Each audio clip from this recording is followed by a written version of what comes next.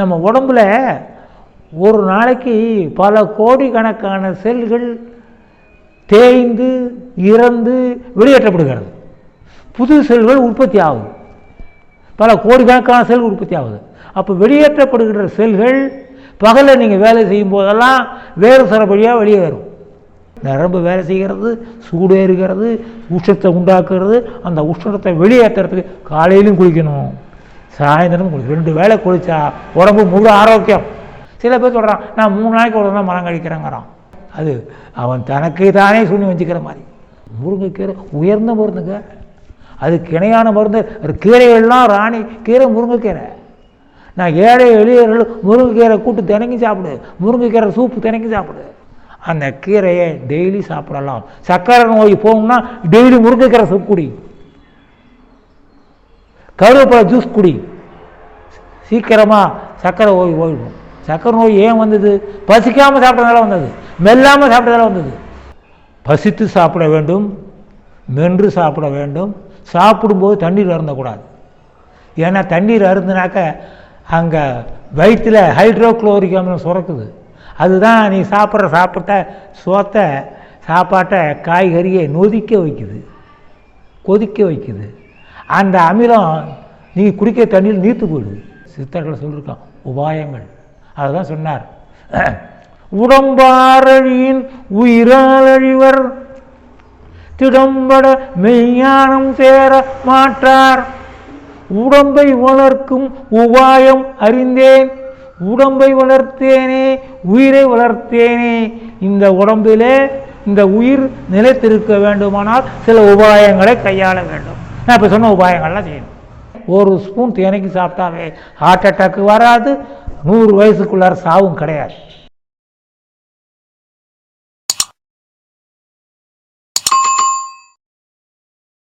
ஆரோக்கியமாக வாழ்வதற்கு காலையில் இரவு 2 வேளையும் பல் துலக்கணும். அதுக்கு பேஸ்ட் வேண்டாம். கருவேலப்பட்டை பல்பொடி மிக சிறந்தது. பல் நோய் எதுவும் வராது. அதில் கம்மு இருக்குது, பல் ஆட்டம் கொள்ளாது, பல் சொத்தை வராது. ஆக கருவேலப்பட்ட பல்பொடி காலை மாலை 2 வேளை, காலையில் சாப்பிட்றதுக்கு முந்தி இரவு சாப்பிட்டு முடிந்த பிறகு பல் துலக்கணும். அதே போல் காலையிலும் மாலை 2 வேளை குளிக்கணும். 2 வேளையும் குளிக்கணும். உடம்பை குளிர்ச்சிப்படுத்தணும். உடம்பு சூடு இருக்குது, தூய்மையாகும், உடம்பு அழுக்கு போயிடுது. ஏன்னா நம்ம உடம்புல ஒரு நாளைக்கு பல கோடிக்கணக்கான செல்கள் தேய்ந்து இறந்து வெளியேற்றப்படுகிறது. புது செல்கள் உற்பத்தி ஆகுது, பல கோடிக்கணக்கான செல்கள் உற்பத்தி ஆகுது. அப்போ வெளியேற்றப்படுகிற செல்கள் பகலில் நீங்கள் வேலை செய்யும் போதெல்லாம் வேறு சரப்படியாக வெளியே வரும். அப்போ சாயந்தரம் ஒரு தரம் குளித்தாதான் அந்த வேறுதல் வழியாக வெளியான அந்த அழுக்குகளும் அந்த நச்சு பொருள்களும் அந்த செல் அழுக்குகளும் வெளியேறும். காலையில் ஒரு தரம் குளிக்கணும். ராத்திரி நீ தூங்கும்போது இந்த அணு உற்பத்தி நிறைய உற்பத்தி ஆகும், அப்பவும் வெளியேற்றப்படும். ஆக 2 வேளையும் ராத்திரிலையும் நம்முடைய உறுப்புகள் நரம்பு வேலை செய்கிறது, சூடேறுகிறது, உஷ்ணத்தை உண்டாக்குறது.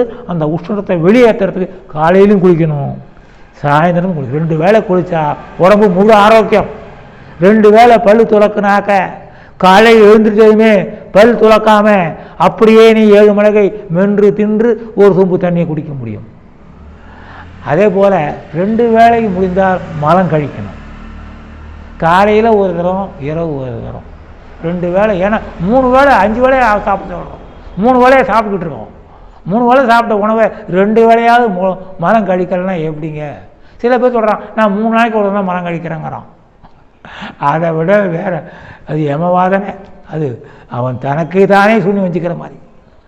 அன்னைக்கு ஒரு தரமாவது மலம் கழிக்காவிட்டால் அவன் உயிருக்கு நாம் கேரண்டி இல்லை.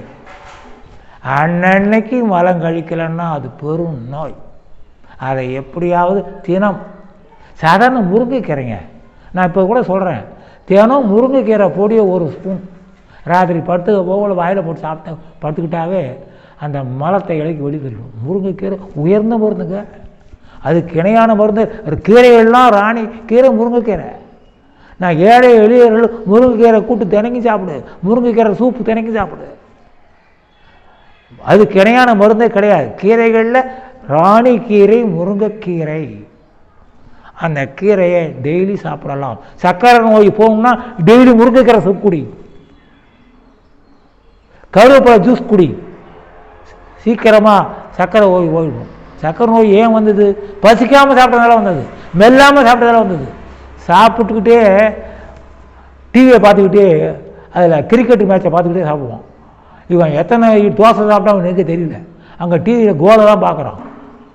அப்போது என்ன, இந்த சாப்பிட்ட உணவு போகிறாவும் ஜீரணம் ஆகாது. உணர்ந்து ருசித்து ரசித்து உணவை மசித்து மென்று சாப்பிட வேண்டும். அப்போது தான் முழுசாக ஜீரணம் ஆகும். அது சத்து பொருள் ரத்தத்தோடு கலக்கும். இல்லாட்டினா சத்து ரத்தத்தோடு கலக்காய் உள்ளாரியே இருந்துக்கிட்டு நோய் கிருமிகளை உண்டாக்கி நோயை உண்டாக்கும், உடல் உறுப்புகளை கெடுத்துவிடும். ஆக சாப்பிட்றதுல பல இது இருக்குது. பசித்து சாப்பிட வேண்டும், மென்று சாப்பிட வேண்டும். சாப்பிடும்போது தண்ணீர் அருந்தக்கூடாது.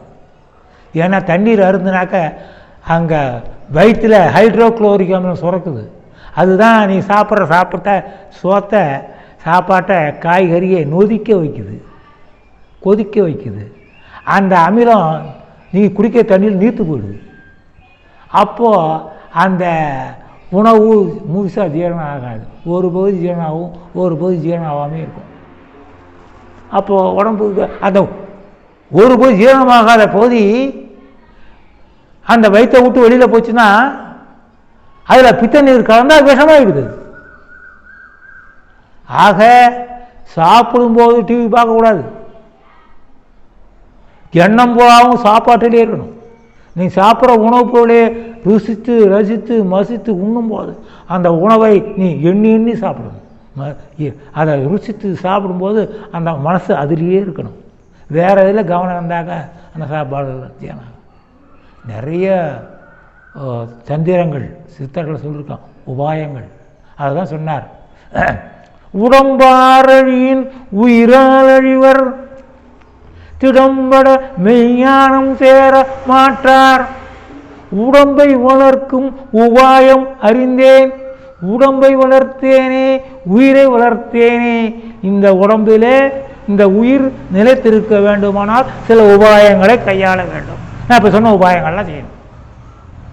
பசித்து சாப்பிட வேண்டும், மென்று சாப்பிட வேண்டும். மென்று கூழ் போல ஆக்கி அப்புறம் உள்ளார தள்ளணும். தண்ணீர் சாப்பிடக்கூடாது, சாப்பிடணும். தண்ணீர் சாப்பிடக்கூடாது. வாயை திறந்து சாப்பிடக்கூடாது, வாயை மூடி சாப்பிடணும். வாயை திறந்து சாப்பிட்டாவே காற்று உள்ளார போடும். காற்று உள்ளார போனாவே அது கேஸ் ட்ரபிளை உண்டாக்கும். அந்த உணவுக்கும் அந்த உமிழ்நீருக்கு நடுவில் அது நுழைஞ்சி உமிழ்நீரை கலக்காத பண்ணிடும். ஆகவே தண்ணீர் குடிக்கக்கூடாது, வாயை திறந்து சாப்பிடக்கூடாது. காற்று வாய்க்கு எதிரி, தண்ணீர் வயிற்றுக்கு எதிரி. ஆக அந்த தண்ணீரும் காற்றும் சாப்பிடும்போது உள்ளார போகாமல் பார்த்துக்கணும். வாயை திறந்து சாப்பிடணும். வாயை திறந்து உணவு போட்டுக்கணும். வாயை மூடிக்கிட்டே சாப்பிடணும். மென்று. ஆக வாய்க்கு எதிரி காற்று, உமிழ்நீரையும் உணவையும் கலக்கக்கூடாது.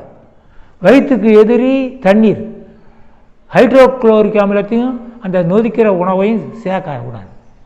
அதை நீர்த்து போக வச்சிரும். ஆகையினால தண்ணீர் குடிக்கக்கூடாது, வாயை திறந்து சாப்பிடக்கூடாது, பசி இல்லாமல் சாப்பிடக்கூடாது. அதுக்காக பசியோடு சாப்பிடுங்கிறதுக்காக தான் காலை உணவுக்கு முந்தி எலுமிச்சை ஜூஸு, மதிய உணவுக்கு முந்தி முருங்கைக்கீரை சூப் சாப்பிட சொன்னேன். இது சாப்பிட்டு பசி எடுக்க ஆரம்பிச்சிடும். அப்புறம் நீங்கள் சாப்பிடலாம். இதையெல்லாம் கையாண்டால், இந்த உபாயங்களையெல்லாம் கையாண்டால் அவங்களுக்கு நோயே வராது. நோய் இல்லாமல் ஆயுசு வரைக்கும் நல்ல வயசாகி எத்தனை தாத்தா, அந்த காலத்தில் 110 வயசு இருந்தது. ஒரு தாத்தா ஹிப்போக்ரட்டஸ் என்ற இயற்கை உணவு தந்தை தலைவர் 110 வயசு இருந்தார். 110 வயசு இருந்தார். அவர் இயற்கை உணவான தேனைக்கும் ஒரு ஸ்பூன், பல்ல விளக்கணும் ஒரு ஸ்பூன் தேன் சாப்பிட்டார். இதுதான் அவர் ஆயுசு வரைக்கும் 110 வயசு வரைக்கும் இருந்த காரணம். அதுதான் உபாயம். தேனை, தூய்மையான தேனை ஒரு ஸ்பூன் தேனைக்கு சாப்பிட்டாவே ஹார்ட் அட்டாக்கு வராது, 100 வயசுக்குள்ளார சாவும் கிடையாது. ஆனால் இந்த காலத்தில் நமக்கு தேன், தூய்மையான தேன் கிடைக்கல, கலப்படமான தேன் தான் கிடைக்குது. என்ன பண்ண முடியும்? நெல்லிக்காய் சாப்பிடலாம். நெல்லிக்காய் தேனோ 2 நெல்லிக்காய் சாப்பிடலாம். சின்ன நெல்லிக்காயாக இருந்தால் 2, பெரும் நெல்லிக்காய் இருந்தால் 1 போதும். சுவைச்சு ரசித்து அந்த சாறு பூராவும் உள்ளார போனால் உடம்புக்கு ஆரோக்கியம் உண்டாகும்.